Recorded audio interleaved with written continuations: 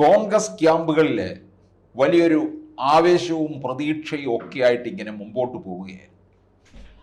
അതിനുമേൽ കരുനിഴൽ വീഴ്ത്തിയതാണ് രാഹുൽ മാങ്കൂട്ടത്തിലിൻ്റെ ചില പ്രവർത്തനങ്ങൾ. അത് പാർട്ടിക്ക് തന്നെ ഏറ്റവും വലിയ ക്ഷീണം ഉണ്ടാക്കിയെന്നുള്ളതാണ്. അതിന് എതിർകക്ഷികൾ നല്ലവണ്ണം മുതലാക്കിക്കൊണ്ടുമിരിക്കുന്നു. അത് തെരഞ്ഞെടുപ്പ് കാലം വരെയും മുമ്പോട്ട് പോകും. പഞ്ചായത്ത് തെരഞ്ഞെടുപ്പും അത് കഴിഞ്ഞിട്ട് പിന്നാലെ നിയമസഭാ തെരഞ്ഞെടുപ്പുമാണ്.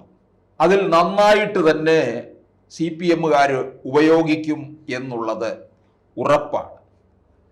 ഇതൊക്കെ ഈ കാളിദാസന്റെ ശാകുന്തളത്തിൽ പറയുന്നുണ്ട്, രഘോബന്ധം വിശേഷിച്ചും പരീക്ഷിച്ചും ചെയ്യണം. ഇങ്ങനെയൊക്കെയുള്ള കാര്യങ്ങൾ അതിൻ്റെതായ രഹസ്യ സ്വഭാവത്തിൽ മുമ്പോട്ട് പോകണം. അത് വിട്ടുപോയത് കൊണ്ടാണ് ഈ കുഴപ്പങ്ങളൊക്കെ ഉണ്ടായത്. ഈ രാഹുൽ മാങ്കൂട്ടത്തിലിൻ്റെ അടുത്ത സുഹൃത്തെന്ന് പറയുന്നത് ഷാഫി പറമ്പിലാണ്. ഷാഫിയുടെ സന്തത സഹചാരിയാണ് മാങ്കൂട്ടം. അതുകൊണ്ടാണ് ഷാഫി 2024 ലോക്സഭാ തെരഞ്ഞെടുപ്പിൽ മത്സരിക്കാൻ വടകരയിൽ പോയി വടകരയിൽ വലിയ വിജയം നേടി കഴിഞ്ഞപ്പോൾ പാലക്കാട് നടന്ന ഉപതെരഞ്ഞെടുപ്പിലേക്ക് മാങ്കൂട്ടത്തിലിൻ്റെ പേര് നിർദ്ദേശിച്ചതും മാങ്കൂട്ടത്തിന് വേണ്ടി വാദിച്ചതും ഷാഫി തന്നെയാണ്. പത്തനംതിട്ട ജില്ലക്കാരനായ മാങ്കൂട്ടത്തിന് വേണ്ടി വാദിച്ചു. ഇത് കോൺഗ്രസിലെ സരിനെ ചൊടിപ്പിച്ചു. അങ്ങനെയാണ് സരിൻ പാർട്ടി വിട്ട് CPM-ലെത്തി അവിടുത്തെ സ്ഥാനാർത്ഥിയായി മാറുന്നത്. അങ്ങനെ വൻ വിജയമൊക്കെ പാർട്ടിക്ക് നേടാൻ കഴിഞ്ഞു. 18,000-ലധികം വോട്ടിന്റെ ഭൂരിപക്ഷത്തിൽ വിജയിക്കുന്നു. കോൺഗ്രസ് പ്രവർത്തകരിൽ വലിയ ആവേശം ഉണ്ടാകുന്നു. 2026 അവർക്ക് തന്നെ കേരളം മാറും എന്നുള്ള രീതിയിലേക്ക് നീങ്ങുകയും ചെയ്തു. അങ്ങനെ ഷാഫി പറമ്പിലിനെ ഈ വളരെ അടുത്ത് നിൽക്കുന്ന ആളായതുകൊണ്ട് പാർട്ടി അത്തരത്തില് CPM ഷാഫി പറമ്പിലിനെ കരുതേക്കാൻ തുടങ്ങി. കോൺഗ്രസ്സുകാരിലും ഉണ്ടത്. കാരണം ഷാഫി പറമ്പിലിനെ പോലുള്ള ഒരു യുവ നേതാവ് വളർന്നു വരുന്നത് കോൺഗ്രസ് പാർട്ടിക്ക് അകത്തുള്ളവർക്കും അത് സഹിക്കാൻ കഴിയത്തില്ല. അങ്ങനെ ഷാഫിയെ കരുതകൾ വീഴ്ത്താൻ വേണ്ടിയുള്ള ശ്രമത്തിൽ വടകരയിൽ ഷാഫി ഒരു ചെറിയ ഇടവേളയ്ക്ക് ശേഷം ചെന്ന് ഇറങ്ങുമ്പോൾ അവിടെ ഉണ്ടായ വലിയ ഒരു പ്രതിഷേധം, അത് മുഴുവൻ CPM-ഉം DYFI-യും സംഘടിപ്പിച്ചത് തന്നെയാണ്. അവർ സംഘടിതമായി വന്നതാണ്. അതിനെതിരെ അതിശക്തമായിട്ട് ഷാഫി പറമ്പിൽ നിന്നു എന്നുള്ളതാണ്. അതിനെ പ്രതിരോധിക്കാൻ കഴിഞ്ഞു എന്നുള്ളതാണ്. അങ്ങനെ കോൺഗ്രസ് പ്രവർത്തകരിൽ ഒരു ആത്മവിശ്വാസം ഉണ്ടാക്കി കൊടുക്കാൻ ഷാഫി പറമ്പിലിന് സാധിച്ചു. ഷാഫി 2024 മത്സരിക്കാൻ വടകരയിൽ എത്തുമ്പോൾ അവിടെ CPM ഇറക്കിയത് CPM-നകത്തെ സമുന്നത നേതാവ്, കേരളത്തിന്റെ മുഖ്യമന്ത്രി വരെയാകാൻ യോഗ്യതയുള്ള പിണറായി വിജയനേക്കാളും പേരും പെരുമയുമുള്ള KK ശൈലജയാണ് ഇറക്കിയത്. ആ KK ശൈലജയാണ് 1,00,000-ലധികം വോട്ടിന്റെ ഭൂരിപക്ഷത്തിൽ പരാജയപ്പെടുത്തിയതും ഷാഫി പറമ്പിൽ. അങ്ങനെ 2011 ഈ ഷാഫി പറമ്പിൽ പാലക്കാട് മത്സരിക്കുന്നത്. KSU അധ്യക്ഷ സ്ഥാനത്ത് നിന്ന് പാലക്കാട് മത്സരിക്കുന്നു. പിന്നീട് 2016 മത്സരിച്ചു. അത് കഴിഞ്ഞിട്ട് 2021 മത്സരിച്ചു. 2021 മത്സരിക്കുമ്പോൾ മത്സരം കടുകട്ടിയായിരുന്നു. BJP ഇറക്കിയത് രാജ്യം മുഴുവൻ മെട്രോമാൻ എന്ന് പറഞ്ഞ് ആദരിക്കുന്ന ശ്രീധരനെയാണ് അവിടെ നിർത്തിയത്. അതിശക്തമായ മത്സരമായിരുന്നു പാലക്കാട് കാഴ്ചവെച്ചത്.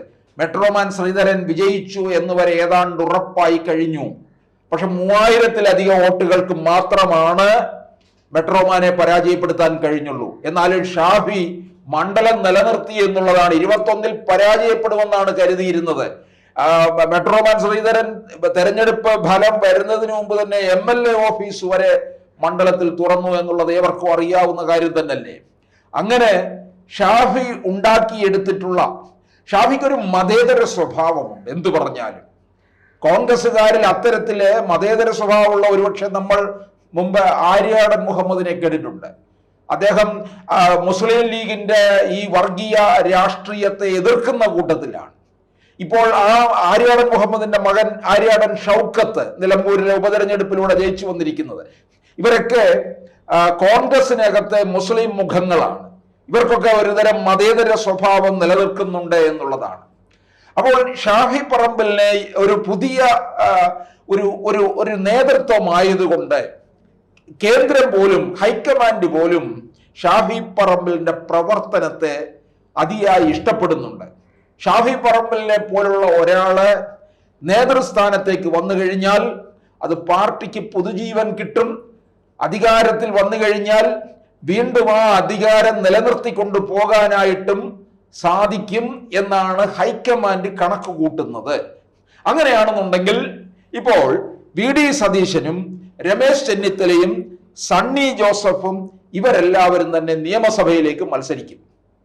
ഷാഫി പറമ്പിൽ ഏതായാലും മത്സര രംഗത്തേക്ക് നിയമസഭയിലേക്ക് വരില്ല, എം പി ആണ്. കേരളത്തിൽ നിന്നുള്ള എം പിമാര് നിയമസഭയിലേക്ക് മത്സരിക്കാൻ വരുന്നു എന്നുള്ളൊരു വാർത്ത ഉണ്ടായിരുന്നു. പക്ഷേ ചിലരെ സംബന്ധിച്ച് മാത്രമേ അത് ബാധകമാകത്തുള്ളൂ. അടൂർ പ്രകാശ് നിയമസഭയിലേക്ക് വരും, കാരണം UDF കൺവീനറാണ്. അതുപോലെ തന്നെ ഈഴവ പ്രാതിനിധ്യം വേണം, കോന്നി മണ്ഡലം തിരിച്ചു പിടിക്കണം. ഈ ഒരു സാഹചര്യത്തിൽ അടൂർ പ്രകാശ് വരും. പക്ഷെ ഷാഫി വടകരയിൽ നിന്ന് തന്നെ MP ആയി തുടരും. ഈ സാഹചര്യത്തില് ഈ സണ്ണി ജോസഫും ചെന്നിത്തലയോ വി ഡി സതീശൻ ഇവരൊക്കെ അധികാരത്തിലേക്ക് മാറുന്ന അവസരത്തിൽ, അധികാരം കിട്ടി മാറുകയാണെന്നുണ്ടെങ്കിൽ ആ സ്ഥാനത്തേക്ക് സണ്ണി ജോസഫിന്റെ സ്ഥാനത്തേക്ക് ഷാഫി പറമ്പിലിനെ കൊണ്ടുവരിക എന്നാണ് പാർട്ടി ഉദ്ദേശിക്കുന്നത്. ഷാഫി പറമ്പിലിനെ ഈ 2026 നിയമസഭാ തെരഞ്ഞെടുപ്പിന്റെ പ്രവർത്തനങ്ങൾ ഏകോപിപ്പിക്കുന്ന ജോലിയും തെരഞ്ഞെടുപ്പിന്റെ ചുക്കാൻ പിടിപ്പിക്കുന്ന ജോലിയും ഷാഫിയെ ഏൽപ്പിക്കാനാണ് ഹൈക്കമാൻഡ് തീർച്ചപ്പെടുത്തിയിരിക്കുന്നത്. ഹൈക്കമാൻഡിന് അത്രത്തോളം പ്രതീക്ഷ ഈ യുവ നേതൃത്വത്തിൽ ഉണ്ട് എന്നുള്ളതാണ്. മുസ്ലിം ന്യൂനപക്ഷത്തെ മുഴുവൻ ചേർത്ത് നിർത്താനായിട്ട് സാധിക്കും.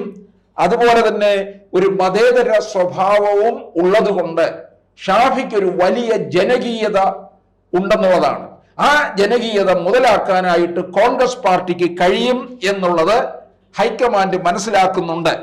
അപ്പോൾ അത്തരത്തിലൊരു ആത്മവിശ്വാസം നേടിക്കഴിഞ്ഞിരിക്കുന്ന സ്ഥിതിക്ക് ഷാഫി പറമ്പിലിന് ഈ തെരഞ്ഞെടുപ്പിന് ചുക്കാൻ പിടിക്കാൻ ഏൽപ്പിക്കുന്നു. പിന്നീട് അതിനുശേഷം KPCC അധ്യക്ഷ സ്ഥാനത്തേക്കും കൊണ്ടുവരുന്നു. അങ്ങനെ KPCC അധ്യക്ഷ സ്ഥാനത്തേക്ക് കൊണ്ടുവന്നു കഴിഞ്ഞാൽ ഷാഫി പറമ്പിലിന് പാർട്ടിയെ നയിച്ചുകൊണ്ട് പോകാനുള്ള പ്രാപ്തി ഉണ്ട്. അത് നിലനിർത്തുകയും ഭരണം കിട്ടിക്കഴിഞ്ഞാൽ 2026 നിന്ന് 2031 വരെ എത്തുമ്പോഴേക്കും 31 കോൺഗ്രസിന് വീണ്ടും അധികാരത്തിൽ വരാൻ കഴിയുന്നുണ്ടെങ്കിൽ BJPയെ നേരിടാനുള്ള പ്രാപ്തി അതിജീവിച്ച് വരികയാണെന്നുണ്ടെങ്കിൽ 31 ഷാഫി പറമ്പിലിനെ പോലുള്ള ഒരാൾക്ക്, അല്ലെങ്കിൽ ഷാഫി പറമ്പിൽ തന്നെ കേരളത്തിന്റെ മുഖ്യമന്ത്രിയാകാം എന്നും ഹൈക്കമാൻഡ് കണക്ക് കൂട്ടുന്നുണ്ട്.